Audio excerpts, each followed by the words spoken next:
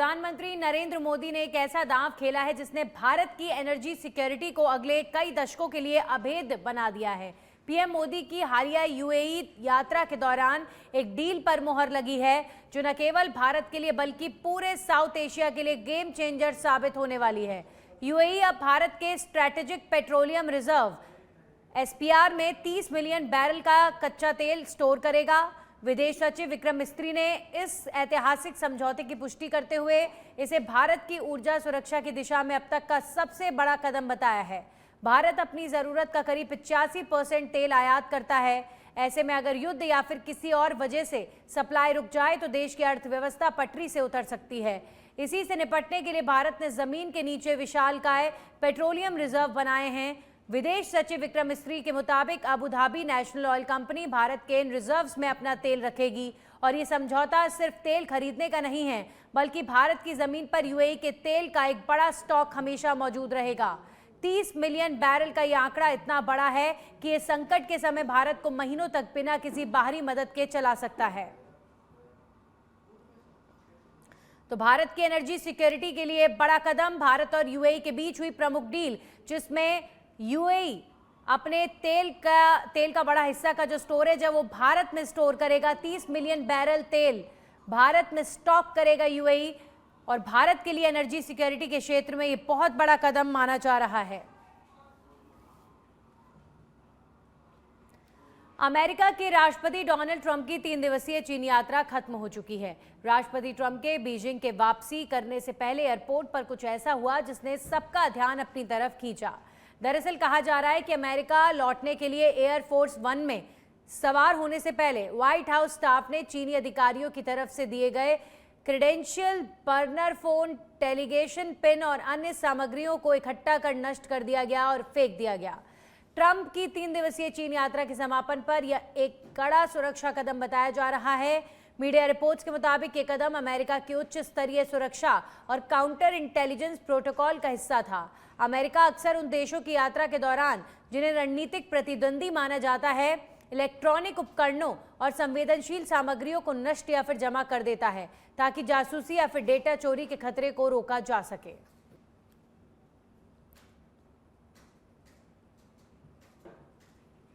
वहीं अलवर में नेता प्रतिपक्ष टीकाराम जूली ने अपने दौरे के दौरान जन सुनवाई कर सैकड़ों लोगों की बिजली पानी से जुड़ी शिकायतें सुनी और अधिकारियों को तुरंत निस्तारण के निर्देश दिए हैं।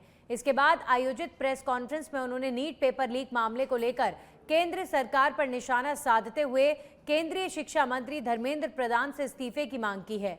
जूली ने आरोप लगाया कि सरकार पेपर लीक मामलों में सख्त कार्रवाई नहीं कर रही है और माफियाओं को संरक्षण मिल रहा है। उन्होंने पेपर लीक, खनन माफिया, बढ़ती महंगाई और पेट्रोल, डीजल और गैस सिलेंडर की कीमतों को लेकर सरकार की नीतियों पर सवाल उठाए। साथ ही उन्होंने केंद्रीय एजेंसियों और चुनाव आयोग के दुरुपयोग के आरोप भी लगाए हैं। नीट वाला जो मामला है वो क्लियर हो गया है कि देश के युवाओं के भविष्य इन लोगों ने खिलवाड़ किया है और ये पहली परीक्षा लीक नहीं हुई है।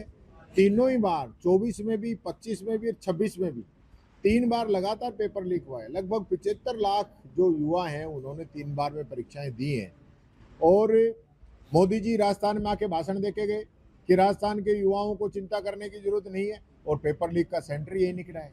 विडंबना तो ये है, ये देखिए कि पुलिस के पास एप्लीकेशन आई और पुलिस ने मुकदमा दर्ज नहीं किया। राजस्थान में तो आज तक मुकदमा दर्ज नहीं है। जब ये मामला एनटीए के अंदर गया और उन्होंने यहाँ मेल किया उसके बाद पूरी बात उजागर हुई है और उसके बावजूद भी हमारे वाले तो कह रहे हैं कि हमारे तो यहाँ पेपर लीक नहीं हुआ। यानी कि उन लोगों पे आज तक कार्रवाई नहीं जिन लोगों ने थाने में मुकदमा दर्ज नहीं किया। एप्लीकेशन लगी तो ऊपर पूछा कि ऐसे शिकायत आई है और बीजेपी के नेता इसके अंदर शामिल हैं तो उन्होंने कहा मुकदमा ही दर्ज मत करिए। लेकिन ये बहुत बड़े लेवल पे मीडिया और सोशल मीडिया में आ गया। उसके बाद जो है एनटीए ने इस पे एक्शन लिया और जो है सीबीआई को इसकी जांच दी। और सीबीआई भी क्या है, सीबीआई तो इनका बीजेपी का तोता है, रटा रटाया। जो इमेज थी सीबीआई की वो खत्म हो चुकी है। ईडी और सीबीआई ने तो जो काम किया है पूरा देश देख रहा है। डूंगरपुर से एक खबर है जहां पर केंद्रीय पर्यटन मंत्री गजेंद्र सिंह शेखावत डूंगरपुर जिले के बिलुड़ा गांव में ग्राम रथ अभियान की रात्रि चौपाल में शामिल हुए और ग्रामीणों की समस्याओं को सुना। इस दौरान उन्होंने राज्य सरकार की ग्राम रथ योजना की सराहना करते हुए नीट पेपर लीक मामले में पूर्व मुख्यमंत्री अशोक गहलोत के बयान पर तीखी प्रतिक्रिया दी और कहा कि उन्हें इस मुद्दे पर बोलने का कोई नैतिक अधिकार नहीं। साथ ही बताया कि उनकी सरकार ने मामले में तुरंत कार्रवाई कर परीक्षा रद्द की है और दोषियों की गिरफ्तारी कर पूरी जांच सीबीआई को सौंपी गई है। शेखावत ने गहलोत सरकार पर रीट परीक्षा में धांधली और युवाओं की आवाज दबाने का आरोप भी लगाया और ट्राइबल टूरिज्म सर्किट पर केंद्र और राज्य सरकार की साझा योजना के बारे में अपडेट भी दिया।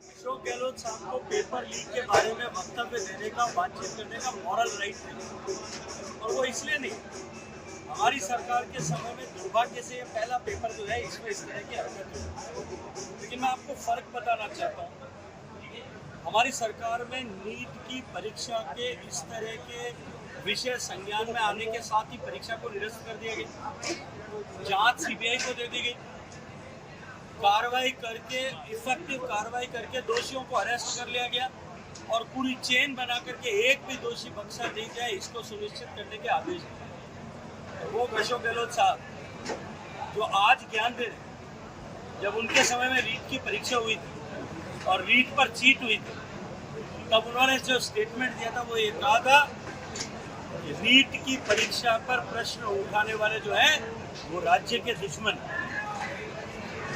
और बाद में जब युवा आंख खून के आंसू रो रहा था, तब उनकी सरकार रीट उत्सव मना रही थी। जब वो विषय और आगे बढ़ा, युवाओं का दबाव बढ़ा, 8 महीने बाद वो रीट की परीक्षा को जिसने कैंसिल मजबूरी के चलते हुए किया, और उसके बाद में भी अपने अपॉइंट किए हुए बोर्ड के अधिष्ठाता जारोली को जिन्होंने बचाने के लिए सारे प्रयत्न किए, वो आज भारतीय जनता पार्टी और एनडीए की सरकार पर प्रश्न चिन्ह उठाते हैं। उनको शर्म से डूब करना चाहिए।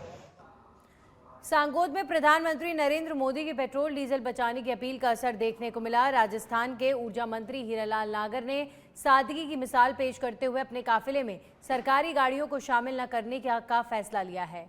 मंत्री नागर आज एक सामान्य व्यक्ति की तरह इलेक्ट्रिक कार से सांगोद क्षेत्र के दौरे पर आएंगे। उन्होंने सुरक्षा के लिए लगाई जाने वाली अतिरिक्त गाड़ियों को भी मना कर दिया। मंत्री नागर ने कहा कि प्रधानमंत्री मोदी की अपील को जमीनी स्तर पर उतारना जरूरी है और ईंधन बचत के लिए जनप्रतिनिधियों को खुद उदाहरण पेश करना चाहिए।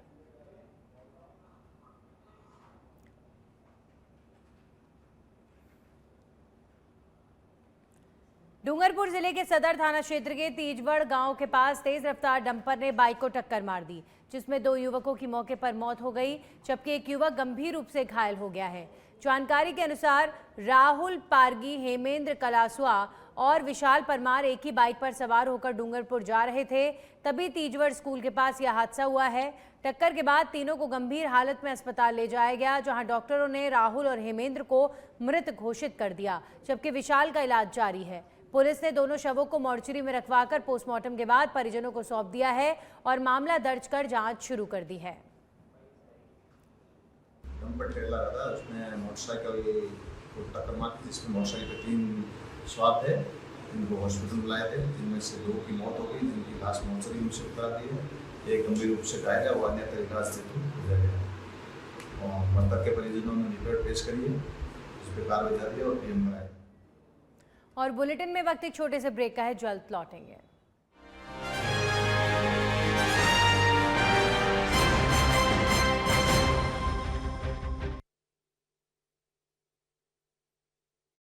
हमारी सरकार केवल घोषणाएं नहीं करती है, बल्कि उनको धरातल पर उतारने का काम करती है। झुंझुनू शहर के वार्ड नंबर 51 स्थित छैला नगर में सड़क और नाली निर्माण कार्य शनिवार को लगातार दूसरे दिन भी ठप रहा।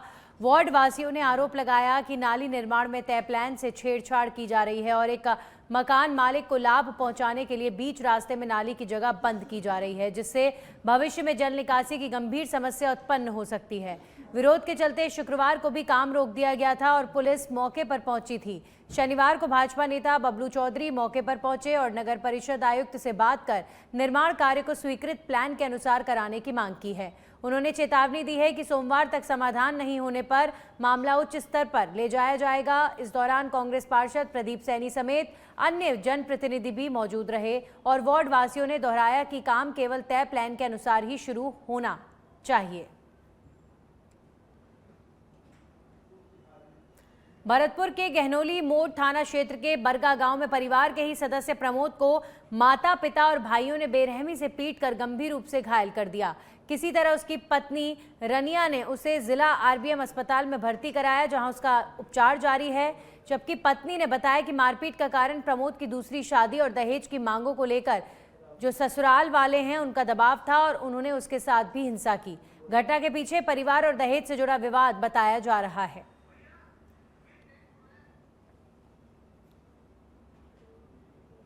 बांदीकुई में बढ़ते अपराधों को लेकर कांग्रेस ने जोरदार विरोध प्रदर्शन किया। सांसद मुरारी लाल मीणा और पूर्व विधायक गजराज खटाना के नेतृत्व में सैकड़ों कार्यकर्ता अंबेडकर सर्कल से डीएसपी ऑफिस तक पैदल मार्च करते हुए पहुंचे और पुलिस प्रशासन के खिलाफ नारेबाजी की। प्रदर्शन में महिला कार्यकर्ताओं की भी सक्रिय भागीदारी रही, जिनमें निहारिका मीणा, अंजू सैनी और पूर्व पालिका अध्यक्ष इंदिरा बैरवा शामिल रहीं। कांग्रेस नेताओं ने क्षेत्र में एक माह में हुई 7 आपराधिक घटनाओं को लेकर पुलिस को घेरा है और कानून व्यवस्था पर सवाल उठाए हैं।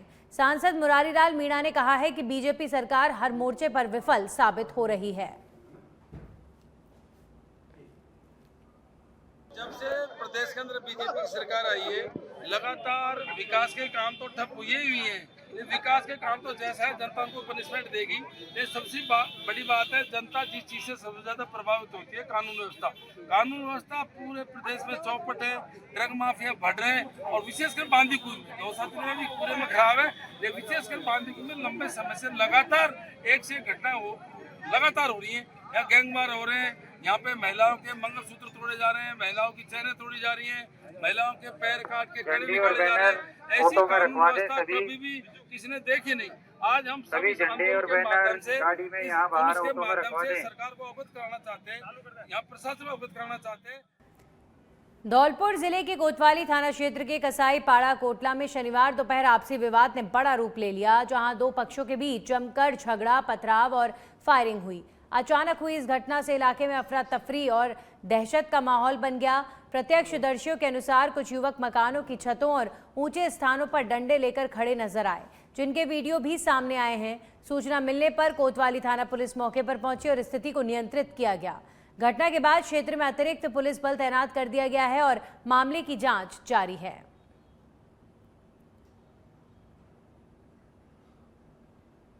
मंडावा में जनगणना 2026 के तहत फील्ड कार्य की शुरुआत शुक्रवार से हो गई। तहसील परिसर में आयोजित कार्यक्रम में तहसीलदार डॉक्टर सुरेंद्र भास्कर ने ग्रामीण क्षेत्र के प्रगणकों को एवं सुपरवाइजरों को हरी झंडी दिखाकर रवाना किया, जबकि शहरी क्षेत्र के कार्मिकों को आनंद सोलंकी ने रवाना किया। इस दौरान जनगणना कार्मिकों को आवश्यक किट वितरित कर निष्ठा, सावधानी और समयबद्ध तरीके से कार्य करने के निर्देश दिए गए। प्रशासन ने बताया कि मंडावा क्षेत्र के 10 से अधिक ब्लॉकों में स्वगणना कार्य पहले ही 100% पूरा हो चुका है। जनगणना अभियान के व्यापक प्रचार प्रसार के लिए सोशल मीडिया और समाचार पत्रों का भी सहारा लिया जाएगा, ताकि आम जन को अभियान की जानकारी मिल सके और फील्ड में कार्मिकों को किसी प्रकार की परेशानी ना हो।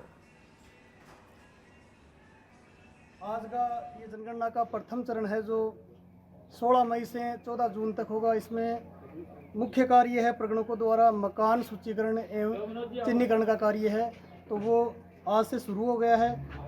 16 से 18 तक प्रथम 3 दिवस है, वो नजरी नक्शा तैयार करना है। उसके लिए प्रगणक है वो अपने फील्ड में। दूदू थाना पुलिस ने साइबर म्यूल हंट अभियान के तहत बड़ी कार्रवाई करते हुए नागौर निवासी रिचपाल फरोदा को गिरफ्तार किया है।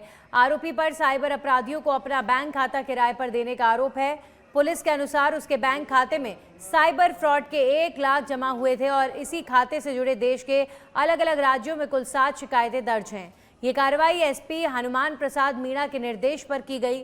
पुलिस अभी फिलहाल मामले की आगे की पूरी जांच कर रही है।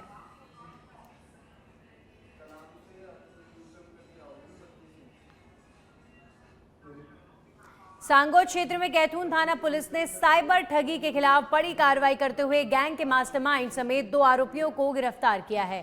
पुलिस के अनुसार आरोपी जावेद और इरशाद के खिलाफ करीब 4 करोड़ रुपए से अधिक की साइबर ठगी से जुड़े मामलों में संलिप्तता सामने आई है।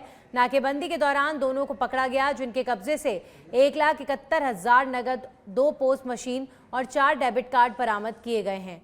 ये कार्रवाई कोटा ग्रामीण पुलिस अधीक्षक सुजीत शंकर के निर्देशन में की गई। पुलिस अभी फिलहाल आगे पूरे मामले की जांच में जुटी हुई है।